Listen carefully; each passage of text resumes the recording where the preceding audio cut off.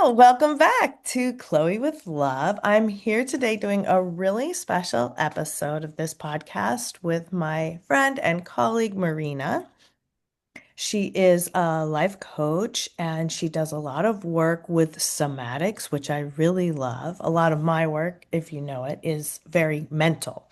So I love to always get tips from Marina about somatic work and things, um, little strategies that help in the moment. And then there's also like a lot of overlap, I think, with our work because we both of us deal a lot with relationships and family dynamics. And a lot of what you talk about, Marina, is about a lot of the traps that women fall into of overgiving and fixing. And sure, men can fall into it too, but it does seem more common for women. Men need to do good to feel good, so men get something out of doing all that. But we women, we need to feel good to do good. So we really need to watch that like overextension and burnout in a way that a lot of us have been trained to just overdo and overwork. And of course, we live in a very masculinized world. And so doing, achieving, these are all things that are valued above, like resting or feeling good or taking a nap or, singing a song or whatever it is. And so part of what I'm doing, and I love that it seems to be part of what you're doing, is really giving a voice to some of those more feminine or yin values that are about feeling and taking care of yourself and listening to your body and enjoying nature and the environment and some of these other values that have really been lost, I think, a lot by modern Western society. So, Marina, first, tell us about yourself and a little bit about your background.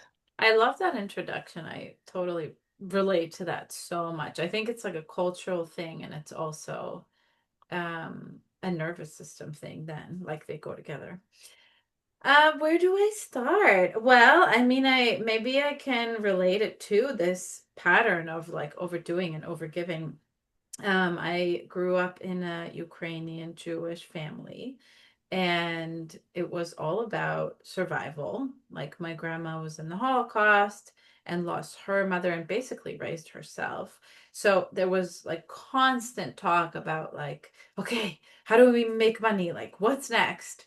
And I know it's a very like capitalist mentality, but it's also I think it kind of spans all the cultures because my grandma grew up in a communist society, but it still was like that. Like, how do I survive? What do I do next? And that's how I was raised. Excuse me.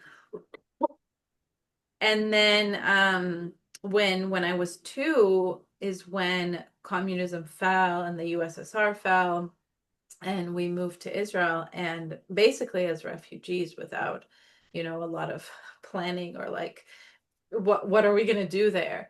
And a lot of like photos had to be burned and we came with nothing. There was a Mm. lot of fear. There was a lot of fear about going to prison at the border and what are the authorities going to do to us when we leave the What country. year And was that? that was 1990. Okay. So that Wow. was like the Not major even that long immigration. ago. Right.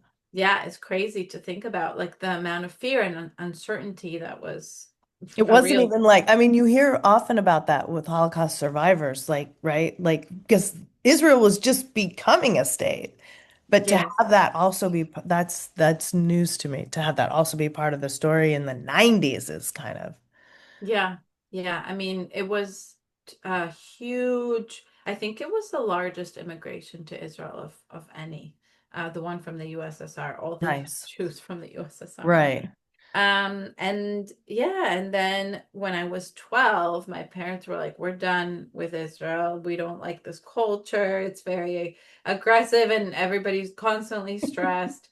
And then we moved to the US, which was also like, around war and uncertainty in Israel. And when I was 12, 13 when we came here and it was 9/11 like months later. And I remember just sitting in class and being like, why is everybody flipping out? Like, this is normal. Because I was so used to these kinds of living things. in a war zone. Yeah, Right. And it's interesting too, because the mentality passes down too. It's not just you're in similar circumstances, but even though you didn't go through the Holocaust, if you have people in your family who have unprocessed trauma, you do end up picking it up, right?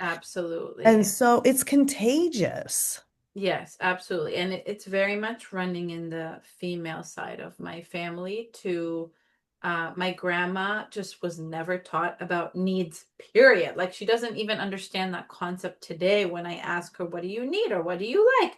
I don't know. I'm just doing like, Hmm. because she had to. And so it very much got passed down to me through her and my mom and me and just the way that we functioned and survived. And there's so much like resentment and guilt that comes through with that. So that really showed up in my relationships in my life for sure. And I think that luckily I have the tools, but also kind of the burden to be working through that all the time, because they didn't. Right. And it's very interesting to see my grandma, like at her age. I don't think it's ever too late, but I do believe that these things compound. Yeah. And it gets less likely. Yes. And it's like people think that if they push things away or they don't work through them, what happens is you just stay the same. But I think you get worse. Yeah, I agree. Um, Any untreated disease or illness, infection, trauma gets worse in the dark.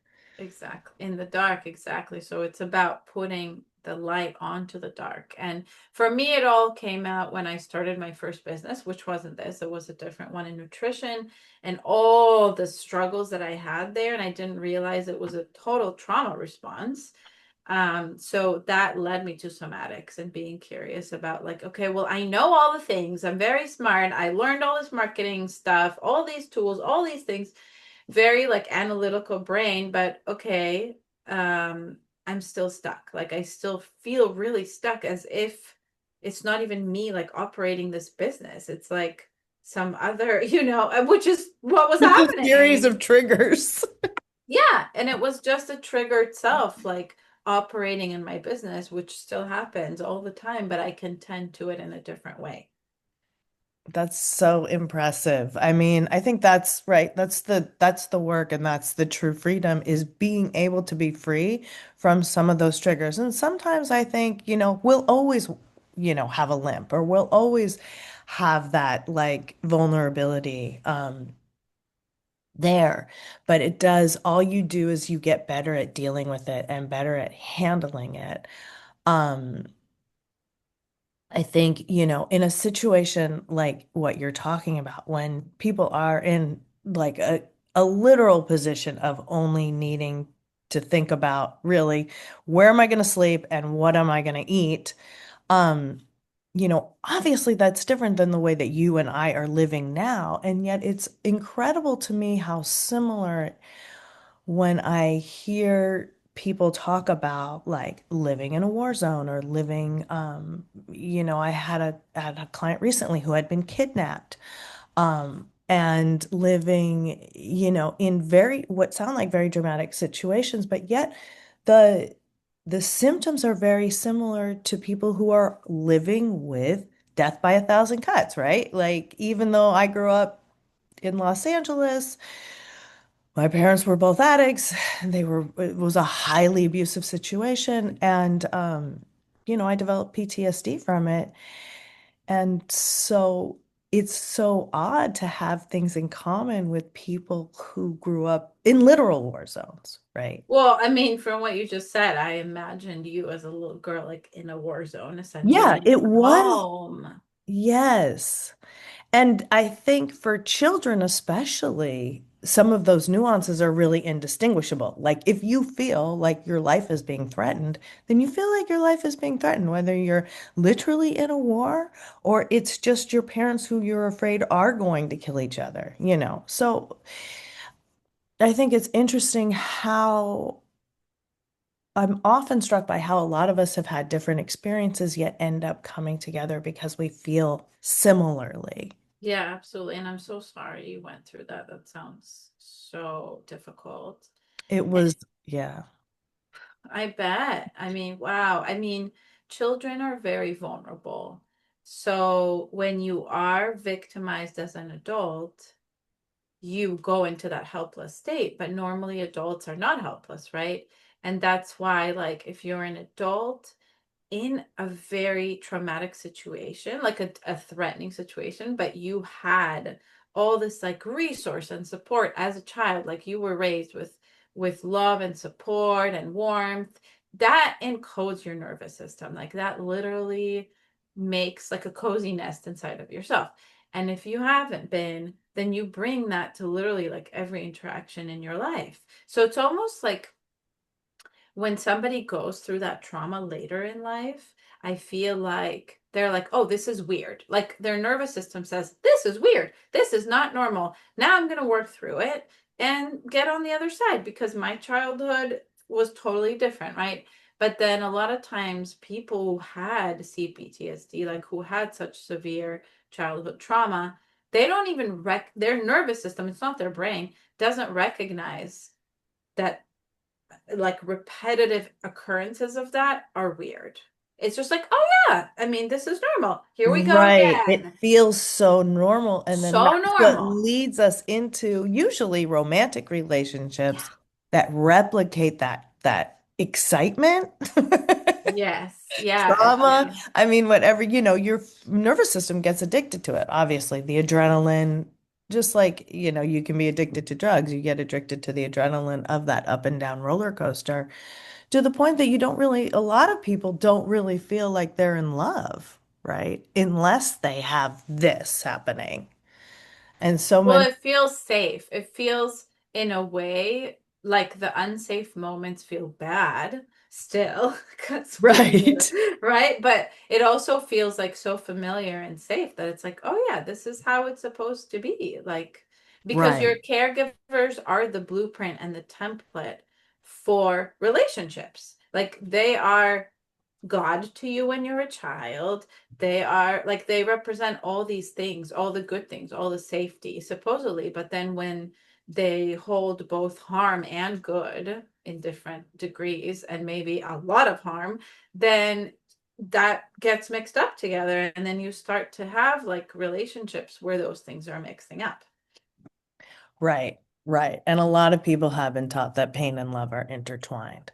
And so that's something that I work with people a lot because oftentimes that script manifests as everyone I like doesn't like me, and everyone who likes me, I don't like. Because what they're really looking for is that pattern, and they don't realize that. So, a lot of times when people do find someone that they like and who likes them, they feel like it's wrong because it's boring and it's not that exciting. And especially, I think, for women, because I actually believe that the most stable relationships are those in which the man likes the woman or the masculine energy likes the feminine energy a little bit more. I think, in my experience, anecdotally, those relationships tend to succeed the most. And usually, when you have a woman who's been like, had a lot of childhood trauma, it'll be flipped. It'll be I like him, but he came around, you know. I'll take Yeah. that. Yeah, and I think that can manifest on many levels. It can also manifest in the level of it seems this has been my experience in life where it seems like men have always liked me more or chased after me, but in reality their level of intimacy and connection that they could hold or bring to the relationship was way less than mine. So then I would be chasing that. I Oh, would so be then you would chasing. try to compensate and bring all of it to the table for both of you. Yes. And that's where like the overgiving and the fixing comes in. I think for me, like I learned that love has to be earned because of this survival mode of my family. Two times immigrants, like always in survival. And I always had to do, like, this is how I functioned. I had to do, and I had to achieve, and I had to also support my parents emotionally because I was born a very sensitive child and could really like hold that. So even though they weren't addicts, it's interesting because I attend ACA, Adult Children of Alcoholics and Dysfunctional Parents, and I totally relate to the children of alcoholics. My parents never were addicts of any kind, but I feel like their behavior is so much like that. Right. You can be addicted to a behavior or, It's like I true. said, hormones inside your body. Yeah. Yeah, that's so Yeah. interesting. So it's like soothing them or like always making sure they're okay and not adding to their plate because they had so much on their plate, both in terms of like past trauma for both of them and like surviving in new countries and just so much stress. And there was actually a movie I watched about kids from the USSR from my generation who like grew up in Israel, and it was so validating because all they're adults now. They all said like I needed to be really good and quiet because I observed the caregivers were so dysregulated and such a mess, and I didn't want to add to their plate, right? Like, so, and then you go to school and you're like very othered, and I dealt with so much racism, so much. And I never shared about it in my home because my home wasn't a safe place and school wasn't a safe place. So there was like really no safety or belonging. Who did you have? Did you have anyone? You must have had some adult somewhere who reflected you. My mom, I felt very seen by my mom and we spent a lot of time together. But the challenge with that, and I think this is where my fixing behavior came in, she was always overwhelmed and very fearful.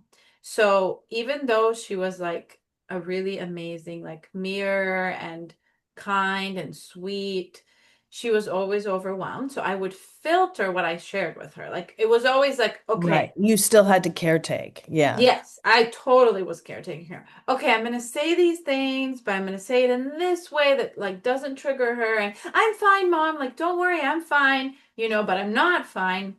So that's what I really got used to. It's like my mom became, because my dad was totally absent emotionally. My mom was the model for like the man that I wanted subconsciously, but Right. it's like a man who like sees me and has this potential, but then I have to make sure he's okay. I have to be the mom because I was my mom's mom emotionally in many ways. Right. Right. And unfortunately, when we become the mom of our partner, it really backfires because men don't really want to have sex with their mom. And I don't want to have sex with my child. Right, exactly. And I do it does remember kill the my chemistry. I remember my therapist literally saying that. Is it fun? Is it fun having sex with your kid? I was Right. like, oh my God, it's so called Right. out, but it was so true. Yeah, it's a really unhealthy dynamic and it's very exhausting. And I think in my mind, I thought burnout only happens when you're working really hard, like literally at work, like putting in many hours into work. But Hmm. that's not where my burnout came from. It was from being everybody's mother. Like that was a pattern in my friendships and my relationships and everywhere, like every relationship. That's what I was used to. Same. Oh my God. Same. And I mean, It's I'm older than exhausting. you. It's so exhausting. And at one point, my therapist, I was mentored by Pat Allen. I don't know if you know her, but she's in the LA County, Orange County area. She's been on reality TV sometimes. She's in her 90s now, but she mentored Patty Stanger of Millionaire Matchmaker. She mentored Marianne Williamson, so she's been around for a while. Um, but she said at one point, you're going to die from this. Like, you're going to die from this. It's so You're true. in a battle with your mother, and like literally one of you is going to die, and it's probably going to be you because Wow. she's a psychopath. So it's probably going to be you. And I really, really heard that, you know. And I think that, you know, women are so capable, right? We have these bigger brains than men, and but it does take a little more management on our part. And so we feel like we can handle things that like do end up burning us out. And I mean, I wanted to ask you, what are you doing to prevent that from happening now? So I think there are like two layers, and this is kind of the way that I teach also, is the deeper healing, like the childhood healing, because our nervous systems are wired for what is normal, like we said. And if we don't do that deeper healing, actually like grieving and feeling the rage over these things in our childhood, it's going to feel normal. But it's very interesting when our child parts are running the show because, and I think you were really speaking to that, when the child part asks for support or when the child part enters a relationship, it's like, save me and love me, and like more of that communication from your childhood self, and you're not even aware of it. And your words might seem like really normal and adult, but the energy in your body is very like a child. And Yeah, so the that's what child you ego get. state. Mm-hmm. That's what you get on the other side. So a huge part of it is actually paying attention. When do I go into helplessness? You know, what part of me is now like online or communicating? And then the healing of that stuff from the past, because that stuff constantly wants to be seen. And if I don't connect to it, then it just shows up and it takes over. And that's the part of me that communicates with men or whoever, Or or shows sometimes it'll be like a physical manifestation. Like some people will get sweaty or they'll get up. hives or they'll get allergies or back pain. Yeah, absolutely. And that is calling your attention and connection, that part of you. So if you don't want it to run the show, and it's an ongoing thing, I mean, it's a lifetime thing to pay A attention to it. 100%. Yeah. Yeah. So really like noticing that and noticing those patterns in the moment. And then there is, like regulating your nervous system, noticing when you're going into fight or flight or freeze, when you're feeling like you're in danger, but you're actually safe. That's huge because certain things will trigger us because they are a repetition from childhood. And sometimes we need to get out. We need to leave the situation. We need to set boundaries. And sometimes we just need to like tend to ourselves. But there's always regulation needed first. If it, like the way that I teach it, because Yeah. otherwise you can't even see reality. You're just seeing it through a 5-year-old, and then it's like everything's bad and I'm Right. safe. Once you're triggered, your brain turns off. So what's Mhm. your go-to like thing? Well, like when you get triggered or you feel it, because I always tell people you can start feeling it in your body. For everyone, it's different. Sometimes it's heat, sometimes it's nausea, sometimes you feel like you're choking. Um, so what's usually your main sign and what's your go-to? I would say paying attention to heart rate, breath, and sensations in the throat, the chest, and the belly, like constriction, heaviness, or numb, like feeling nothing. That's a huge one, I think, for overgivers, feeling nothing because you're merging with the person in front of you. And then just like noticing, oh, okay, like I don't feel my body at all, or I feel these like really intense things. And regulation, there's so many tools, but it's using breath, movement, and sound. Like that's really what it is. So it's very primal. It's not a thought thing. I do use my brain to be like, oh, I'm noticing this. So that's like conscious awareness. But Right. then there's like the unconscious layers and using these very kind of animal like, I would say, tools. So, for example, humming. I really love humming, and I like to close my ears and like feel that humming throughout my body. It's very soothing. Oh, I like that. I haven't tried it with closing ears. I really like that one. Then Peter Levine, who I learned so much from, has self-holding positions that I really like with your hands, like basically holding yourself. And there's 5 positions of that. I really like the butterfly hug, which like you cross your arms over your Right, chest like the and the tap. tapping. Yeah. hmm But really, the key to all these are just some examples, but the key to all of them is to actually feel your body, to be able to stop, to be able to feel your body as you're doing it, and to notice the shift. So, what I do is I ask myself from 1 to 10, how safe do I feel? And if 10 is like the safest, I want to get to at least like a 6 or 7. So I'll keep doing the practices until I'm noticing that shift. And I'll keep asking myself, okay, where am I now? Where am I now? Right. That's so good. Yeah, I sometimes I'll tell people, give yourself a timeout, go to the bathroom. I don't recommend getting out of a moving car, but I have done it. Like if you have to, you have to. can't think sometimes. And I completely agree. I love the examples you gave. Using movement, using your breath, that is definitely the key. Some of the, the tapping or the EMDR, those I think those are really helpful for a lot of people. And sometimes, like you said, it's layered. You use something for a while and it works, and then maybe it stops working, and then you maybe come back to it. I remember when I was doing my training for this work, one of my clients who I was doing the practicum in front of Dr. Pat was like, I don't feel like I'm ready for a relationship because I'm not through all my stuff. And Dr. Pat's sitting behind me in her 80s. I'm like, Dr. Pat isn't through all her stuff, right? And she's like, you know, Totally. keeps going. But here's a question for you. I'm so curious what you would say. Like, I think it is true that sometimes we're not ready for a relationship. And how can people find that line, right? Because I just got divorced and went through a time like 6 months where I was like, no, like single, because I've been in relationships since I was 14. So I felt like I really need this. You're the girl who always had a boyfriend. Yep, Okay. that was me always. So that was really healing for me, but I know that some people can run from intimacy and be like, I'm never ready. I'll be single forever. Yeah, that's what people say. In general, my experience is that most people do want to be in a relationship. So I'm like, get back on that horse as soon as possible.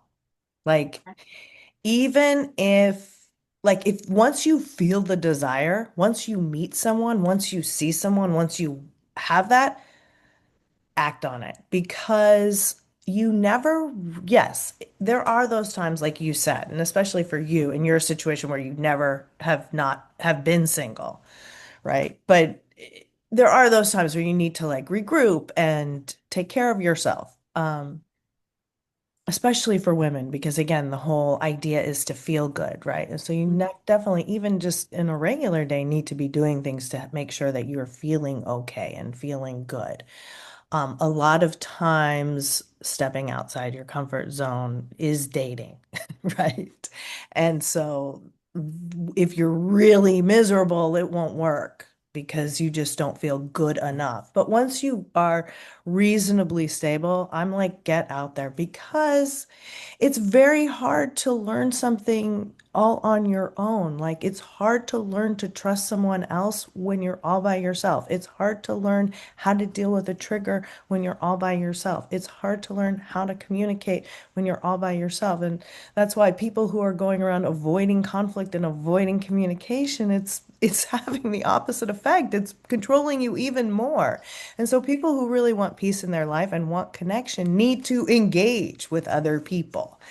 And so I like to try to help people desensitize to that so that they can get what they want because the default does tend to be just staying home. And of course, COVID and world events have really contributed to that, right? Yeah.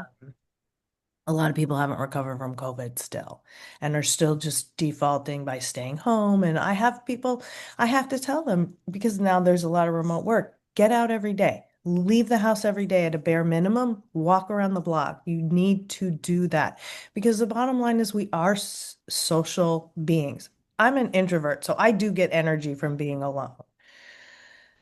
Extroverts, as get energy from being with other people. Nevertheless, if I'm alone too much, I get weird, you know? So I'm I'm a very so big jealous. believer. I'm jealous of introverts because I am mostly an extrovert. I definitely need some alone time, but I get energy from being around people. And sometimes it's like, oh, where are the people? Like it's kind of, but yeah, it's funny. I get what you're saying. Yeah, it's a balance, you know. Yeah. And those, I feel like I have, it's fun. I've told people I'm an introvert. Sometimes they're like, what? Because I they've know only I seen don't the see other that. side. I don't see that as I'm talking to you, but I mean, a lot of people cover up their, you know. Yeah, yeah, yeah. Yeah, 100%. I think, it's just two sides of the same coin. Hmm. And if you're a balanced person, right, those personality tests, have you ever done the Myers-Briggs? I haven't. So I've done it a number of times because that was part of my training, and I've gotten different results every time. because as you're going through your healing, one You side may, change. yeah, and Yeah. one side might be rising while another side is falling, or, that's part of the duality of living here on this planet is there's always that. And um, I think so much of life is recognizing that there's no pain without pleasure. There's no light without night. There's no shadow without the sun. And to find those dualities everywhere instead of, unfortunately, a lot of times I think when people are traumatized, they are looking for those like strict answers so it'll like never happen again. Yeah. Yeah, absolutely. And so a lot of the journey is understanding that no, everything has that duality here on this plane, right? There's nothing here that's just all good or all bad.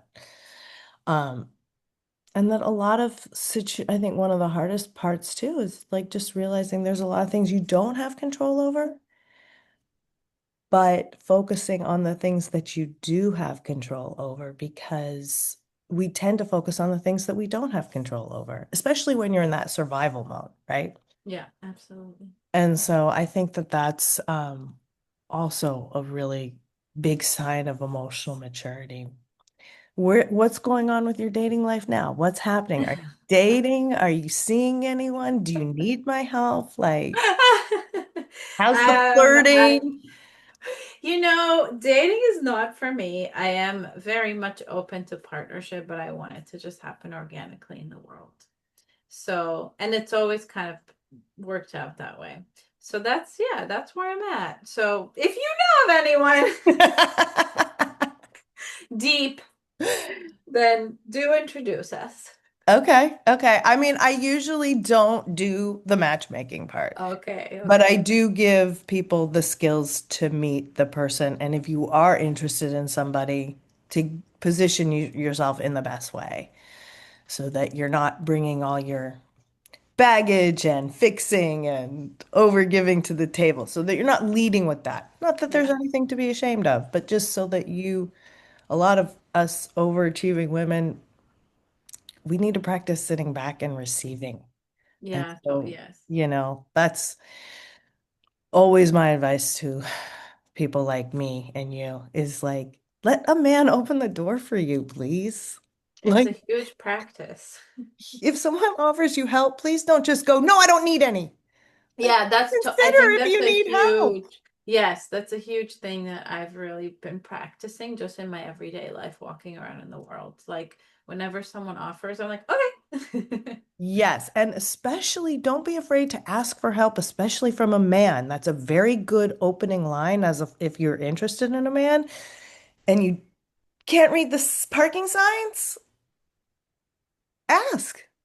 That's Totally. always like really good because men love to show up in our lives as heroes and that brings out the best in them. So if Yeah. they can help us out, like I had somebody who was seeing a guy every day in Whole Foods, but like exchanging smiles and eye contact, but nothing was happening. And I advised her and she did it, took a little stumble in the parking lot around him. And next thing you know, they were going on a coffee date. So Love it. I'm not above it. A tiny lie for love is okay. Well, it's been so fun talking to you, Marina. I'm so glad that you made the time to do this. And, Thank you. You too. I love having conversations with like-minded souls. And yeah, when you come to LA, maybe we can hook up, maybe we can have I'll coffee. let you know. And if not, if you want to plug anything or where can people find you online if they want to hear more of what you have to offer? I have a podcast also. It's called Deep Within, which I love. And I also have my Instagram at marina.y.t. Those are the best places. Okay, cool. Well, thank you guys for listening, and we will see you back here again. Have a good day.